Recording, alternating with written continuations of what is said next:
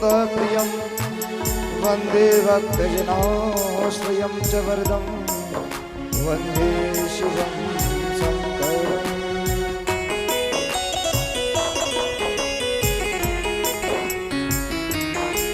अखण्डमण्डलाकालं व्याप्तं येन चराचरं तत्पदं दर्शितं येन तस्मै श्रीगुरवे नमः। राधे मेरी स्वामिनी मैं राधे को दास, बार बार मोहि दीजिए राधे वृंदावन। नमो स्वनन्ताय सहस्रमूर्तये सहस्रपादाय शिशिरोरुबावे सहस्रनाम्ने पुरुषाय शाश्वते सहस्रकोटियुगधारिणे नमः। बोली वृंदावन बिहारी लाल की जय हो। सच्चिदानंद भगवान की जय हो। भागवत महापुराण की जय हो। गुरुदेव के चरण कमलों में कोटिशत प्रणाम करती हूँ। अकारण करुणा वर्णालय तड़ित पीताम्बरधारी नंद नंदन यशोदा नंदन व्रजेंद्र नंदन भगवान श्री कृष्ण के चरण कमलों में कोटिशत प्रणाम। और भगवान की प्रतिमूर्ति श्री भागवत जी के चरण कमलों में दंडवत प्रणाम करते हुए आगंतुक सभी भक्त मती माताएं बहनें भाइयों के माखन स्वरूप हृदय के अंदर परमात्मा की छवि को निहरते हुए आप सभी के चरण कमलों में कोटिशत प्रणाम। सिया राम मैं सब जग जाने करहूं प्रणाम जोर जुग पागा। आइए कथा प्रसंग में प्रवेश करते हैं। कल कल निनाद करती हुई माँ गंगा के पावन तट पर राज ऋषि परीक्षित और सुखदेव जी महाराज विराजमान है।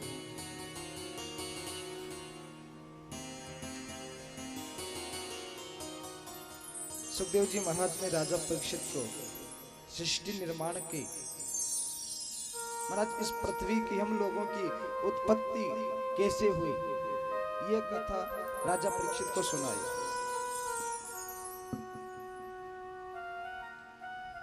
बोले सब सर्वप्रथम भगवान नारायण ने ब्रह्मा की उत्पत्ति की और महाराज ब्रह्मा ने अपने ही शरीर से एक जोड़ा उत्पन्न किया जिसका नाम था स्वयंभू मनु और शत्रुपा। और इन्हीं स्वयंभू मनु और शत्रुपा के द्वारा महाराज भोग सृष्टि का निर्माण हुआ। और सर्वप्रथम इन दोनों के द्वारा 5 संतानें उत्पन्न हुई, 3 पुत्रियां और 2 पुत्र। आकुति देहुति प्रसूति प्रियव्रत और उत्तानपाद ये 5 संतानें सर्वप्रथम हुई। और इन्हीं 5 के द्वारा ये समस्त चराचर जगत जो है वो भर गए। अब इनमें से जो सबसे श्रेष्ठ कन्या है, सबसे बड़ी कन्या देवहूति, महाराज इस देवहूति का विवाह कर्दम ऋषि के साथ हुआ। कर्दम नाम के ऋषि थे महाराज। सुलक्षणा पत्नी प्राप्ति के लिए 10,000 वर्षों तक तपस्या की। और महाराज इन कर्दम जी का देवहूति और कर्दम का विवाह हुआ। और महाराज इनके द्वारा सर्वप्रथम देवहूति के गर्भ से 9 कन्याओं ने जन्म लिया। और 9 कन्याओं के बाद एक पुत्र ने जन्म लिया जिनका नाम था कपिल देव। और महाराज कहते हैं कि ये कपिल देव परमात्मा के ही अवतार थे।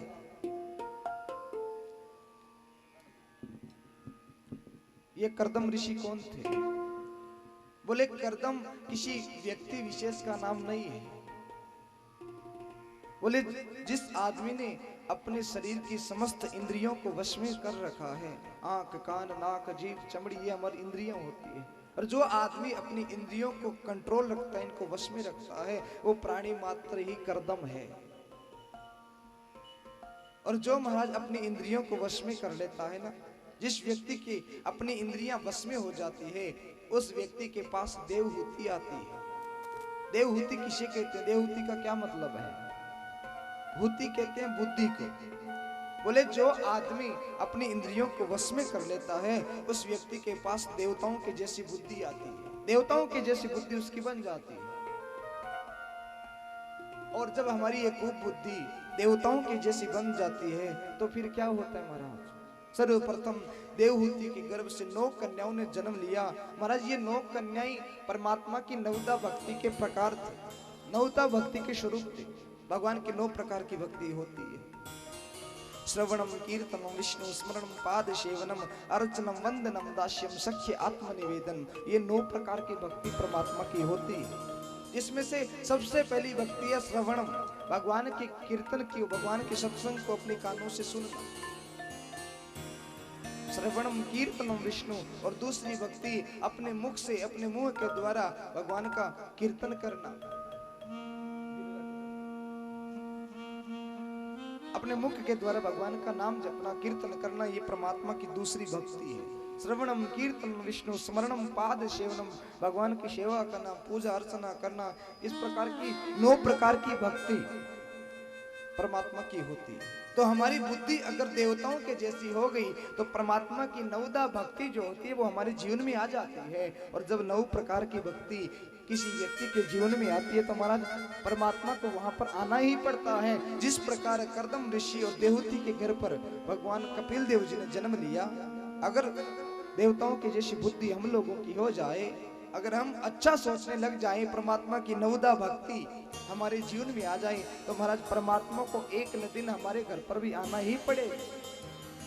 अरे भगवान तो आने के लिए आज भी तैयार है, मगर महाराज कोई भक्त हो बुलाने के लिए, कोई मात हो जसोदा के जैसी, देवहूति के जैसी, कौशल्या के जैसी, भगवान आज भी आने के लिए तैयार है। मगर जसोदा की, कौशल्या की, देवहूति की जैसी माता चाहिए। हमारा जब कर्दम ऋषि ने स्वयं मनु की पुत्री देवहूति के साथ विवाह किया ना, तो कर्दम ऋषि ने पहले एक शर्त रखी, जो है ना, नारायण के बिना 1 मिनट भी कहीं नहीं रुकती महाराज। इसीलिए तो महाराज कहीं पर भी जाते हैं ना तो एक सिकाई तो हमें मिलती मिलती। बोले महाराज क्या बताएं, कमाई बहुत करते हैं, रात दिन मेहनत करते हैं, मगर लक्ष्मी नहीं टिकती। ये प्रॉब्लम हर घर की है, आप अकेले की नहीं है। किसी भी घर में जाओ, कहीं पर भी जाओ, ये प्रॉब्लम सब जगह मिलती है। बोले महाराज कमाते बहुत हैं पर लक्ष्मी घर में टिकती नहीं। पता है लक्ष्मी क्यों नहीं टिकती? क्योंकि महाराज हम केवल लक्ष्मी की ही पूजा करते हैं। बड़े बड़े सेठों की दुकान में जाकर देखो महाराज, किसी देवता की फोटो मिले या न मिले, माता लक्ष्मी की इतनी बड़ी फोटो मिल जाएगी और केवल उसी की आगे अगरबत्ती करते हैं। भगवान नारायण की कभी भूल से भी पूजा नहीं करते, मगर महाराज लक्ष्मी का ये स्वभाव है कि वो नारायण के बिना कहीं पर नहीं टिकती। और जिस घर में नारायण की पूजा होती है वहां पर लक्ष्मी का निवास होता है। क्योंकि पत्नी का ये धर्म होता है कि जहां पर पति रहे वहां पर ही पत्नी रहती है। पति के बिना पत्नी नहीं रहती महाराज। जहां पर पति का निवास होता है वहीं पर पत्नी का निवास होता है। तो केवल लक्ष्मी की पूजा करोगे तो लक्ष्मी कभी नहीं टिकने वाली। लक्ष्मी के साथ नारायण की पूजा करो तब जाकर लक्ष्मी टिकेगी। लक्ष्मी की चाहे पूजा करो ही मत, केवल नारायण की करो, मगर फिर भी लक्ष्मी को वहां पर निवास करना ही पड़ेगा। क्योंकि लक्ष्मी नारायण के बिना रह नहीं सकती। आज महाराज नारायण को पृथ्वी के ऊपर गए कई दिन व्यतीत हो गए। महाराज लक्ष्मी मन में विचार करने लगी, केवल उस अनसुईया का पतिव्रत धर्म खंडित करने के लिए भेजा था, कितने दिन व्यतीत हो गए अभी तक नहीं आए। महाराज फूट फूट कर रोने लग गई, बड़ी उदास है। आज तो रह रह के नारायण की याद आ रही है, जोर जोर से रो रही है। अब 1-2 दिन तो और इंतजार किया, मगर अब तो महाराज इंतजार की हद हो गई। अब तो मन में विचार किया कि अब अगर नारायण नहीं आए तो मैं 1 मिनट भी नारायण के बिना नहीं रह सकती। फिर मन में विचार किया कि वो आए क्यों नहीं, उनको कैसे बुलाऊं। फिर मन में सोचा जाकर ब्रह्मा जी से कहती हूँ, शायद ब्रह्मा जी को पता हो कि वो कब आएंगे, अभी कहाँ है, किस हालत में है। लक्ष्मी दौड़ी दौड़ी ब्रह्मलोक में ब्रह्मा जी के पास गई। ब्रह्मा जी के पास गई तो ब्रह्मा जी तो ब्रह्मलोक में है नहीं। महाराज ब्रह्माणी बैठी बैठी रो रही है। अब ब्रह्माणी को रोते देखकर लक्ष्मी अपना रोना तो भूल गई और जाकर ब्रह्माणी से पूछने लगी, बहन क्या बात है, रो क्यों रही है? कौन किसके आंसू पूछे, सबका दामन गीला। महाराज जाकर लक्ष्मी ने ब्रह्माणी के आंसू पूछे। आई तो अपना दुखड़ा सुनाने के लिए, मगर आई तो देखा कि वो ब्रह्माणी स्वयं दुखी है। आकर पूछा, लक्ष्मी मैया ने बोले माता बहन तू इतनी उदास क्यों है, रो क्यों रही है? ब्रह्मणी कहने लगे अरे लक्ष्मी क्या बताऊं, मैंने बहुत बड़ा अपराध कर दिया। लक्ष्मी ने कहा कौन सा अपराध कर दिया, क्या बात हो गई? ब्रह्मणी ने पूरी बात बताई। बोली देवी इस तरह मेरे पास नारद आया था और मैंने अपने पति को अनसुईया का पातिव्रत्य धर्म खंडित करने के लिए भेज दिया। और देवी कितने दिन हो गए देखो अभी तक नहीं आए, पता नहीं कहां पर है, किस हालत में है, अपने पति के बिना मैं नहीं रह सकती। लक्ष्मी कहने लगी अरे ब्रह्मणी अरे यही दुख मुझे लगा हुआ, इसी के कारण मैं तेरे पति ब्रह्मा जी के पास आई थी, वो भी यहाँ पर नहीं है, पता नहीं दोनों कहां पर है। हम दोनों ने उस अनसुईया से ईर्ष्या की है। ब्रह्मणी कहने लगी चलो हम दोनों मिलकर भगवान शंकर के पास जाते हैं, वही कहीं से उन दोनों को ढूंढ कर लाएंगे। भगवान शंकर से जाकर कहते हैं। अब महाराज दोनों ब्रह्मणी और लक्ष्मी दोनों कैलाश पर आई। आकर देखा तो महाराज पार्वती तो फूट फूट कर जोर जोर से चिल्ला चिल्ला कर रो रही है, भोलेनाथ कहां चले गए, अगर आप आज नहीं आए तो मैं अपने प्राणों की त्याग कर दूंगी, मर जाऊंगी। अब महाराज पार्वती की ऐसी हालत देखी तो माता लक्ष्मी ने ब्रह्मणी ने आकर पार्वती को पकड़ा। अरे पार्वती धीरज रख, क्या बात हो गई, इतनी चिल्ला क्यों रही? अरे भोलेनाथ आ जाए, कहां पर गए? पार्वती कहने लगी ब्रह्मणी बहन क्या बताऊं, उस अनसुईया के पातिव्रत्य धर्म को खंडित करने के लिए भेजा था और अभी तक नहीं आए। ब्रह्मणी मैंने बड़ा गलत काम कर दिया और मैं भगवान शंकर के बिना नहीं रह सकती, आप ब्रह्मा जी को कहिए ना कि वो मेरे भोलेनाथ को ढूंढ कर लाए। ब्रह्मणी कहने लगी पार्वती भोलेनाथ का स्वयं का ही पता नहीं है, वो कहां पर गए हुए, ब्रह्मा जी का पता नहीं है। तीनों देवियां महाराज एक दूसरे को संतावना दे रही है, बैठी बैठी रो रही है। क्या करें, पतियों को भेजा था किसी काम के लिए और इतने दिन व्यतीत हो गए अभी तक नहीं आए। महाराज रोते रोते लक्ष्मी ने अपने आंसू पोंछे। आंसू पोंछ कर लक्ष्मी कहने लगी अरे पार्वती तू जानती है ये सब किया धराया उस नारद का है। अरे उस नारद के कारण आज हम लोगों को इतना दुख सहन करना पड़ रहा है।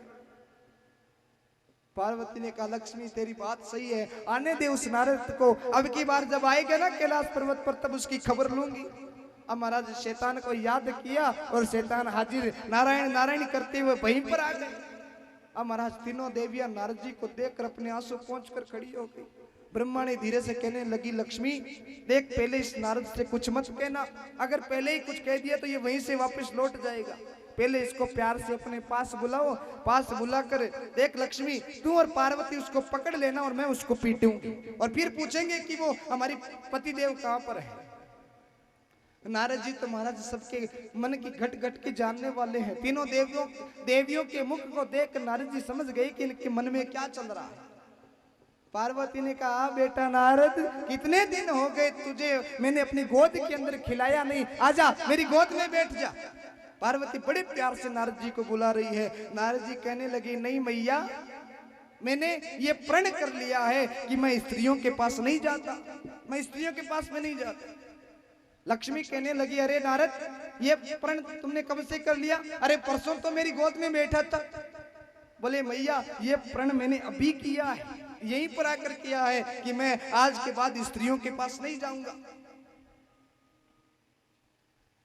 तीनों देवियां समझ गई कि ये नारद हमारे चंगुल में नहीं फंसने वाला। अब महाराज लक्ष्मी तो नारायण के बिना रह ही नहीं सकती। लक्ष्मी नारद जी के चरणों में गिर गई, बोले नारद जी हमें माफ कर दीजिए, हमसे बड़ी गलती हो गई, हमने अपने पतियों को पाप करने के लिए अनिष्ट करने के लिए भेज दिया, आप हमें क्षमा कीजिए और कृपया करके हमें बताइए कि हमारे पति कहाँ हैं, हमें अपने पतियों से मिलवा दीजिए, हमारे पति कहाँ पर हैं बता दीजिए। नारद जी कहने लगे अरे मैया आप मुझसे पूछ रहे हो कि आपके पति कहाँ हैं, मैया ये बताइए कि आपके पति आपने कहाँ पर भेजा था? आपने अपने पतियों को, आपने ही तो भेजा था अपने पतियों को, कहाँ पर भेजा था? पार्वती कहने लगी अनसुईया के घर पर भेजा था। तो बोले उसी के घर पर जाकर ले आओ। बोले नारद देख हम लोग वहां पर नहीं जा सकती, तू जाकर हमारे पतियों को बुला देना, उन्हें ला देना। नारद जी ने कहा ठीक है मैया अभी ला देता हूँ, मगर मैया एक बात है। ब्रह्मणी ने कहा क्या बात है? बोले मैया आपके पतियों को तो मैं ला दूंगा, मगर बात ये है कि आपके पति 6-6 महीने के बालक हैं। अब आप लोग कहो तो उन बालकों को उठाकर ला देती हूँ, पाल पोस कर बड़ा कर लेना अपने पतियों को। ब्रह्मणी ने कहा 6 महीने के बालक कैसे हो गए?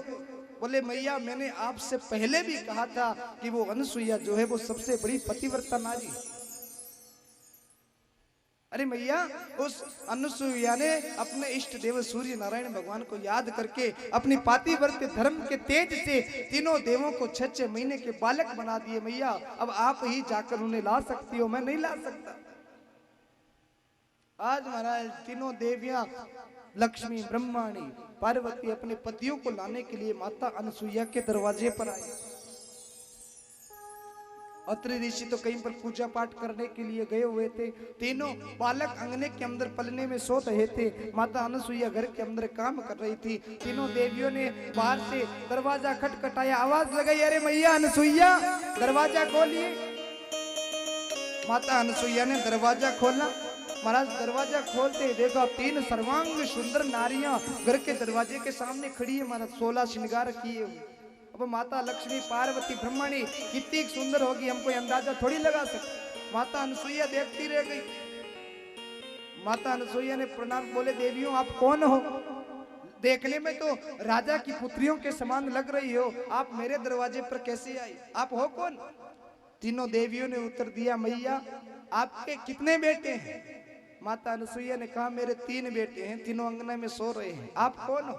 बोले हम आपके बेटों की बहुएं हैं, हम आपकी बहुएं। अनुसुईया ने कहा अच्छा आप मेरी बहुएं हो? बोले हाँ। तो बोले बहुएं हो तो बहुओं का घर के बाहर क्या काम? घर की जो बिंदड़ियां होती है उनका घर की दहलीज से बाहर क्या काम? घर के अंदर आ जाओ। तीनों को महाराज घर के अंदर बुला लिया। और महाराज आज उस पतिव्रता नारी ने अनुसुईया ने महाराज तीनों देवियों को जो इस सृष्टि को चलाने वाली है, तीनों शक्तियों को महाराज अपने घर में काम लगा दिया। लक्ष्मी को तो हाथ में झाड़ू पकड़ा दिया, बोले बहू है तो काम कर, झाड़ू निकाल यहाँ पर। और महाराज लक्ष्मी से उस ब्रह्माणी से कह दिया, ब्रह्माणी तू पीछे पीछे सापी दे, मसोता दे, यहाँ पर एक भी कचरा यहाँ पर नहीं रहना चाहिए घर के अंदर। दोनों देवियों को काम लगा दिया। इधर माता पार्वती अन्नपूर्णा मैया को महाराज रसोई घर में भेज दिया। बोले हे भगवान बड़ी कृपा की, अब तो मैं बूढ़ी हो गई हूँ और देखो एक साथ 3-3 बहुएं घर में आ गई, अब तो केवल आपका भजन करूंगी, बहुएं काम करने वाली, अब किस बात की चिंता है? पार्वती से कह दिया कि तू रसोई घर में जाकर रोटी बना। तीनों देवियों को काम लगा दिया। तीनों देवियां घर के अंदर एक झाड़ू लगा रही है, एक मसोता दे रही है, एक रोटी बना रही है। इधर अत्रि ऋषि घर से बाहर से घर के अंदर आए। घर के अंदर प्रवेश करते हैं देखा कि 3 सुंदर नारियां महाराज 25 वर्ष की नारियां काम कर रही है, एक झाड़ू लगा रही है, एक मसोता दे रही है। अत्रि ऋषि ने पूछा, रे ओ अनुसुईया, अरे ये 3 नारियां कौन है, हमारे घर में कैसे आई? अनुसुईया कहने लगी ये हमारी बेटों की बहुएं हैं, हमारी बिंदड़ियां। अत्रि ऋषि ने कहा अच्छा, बोले ठीक है दे, कोई बात नहीं।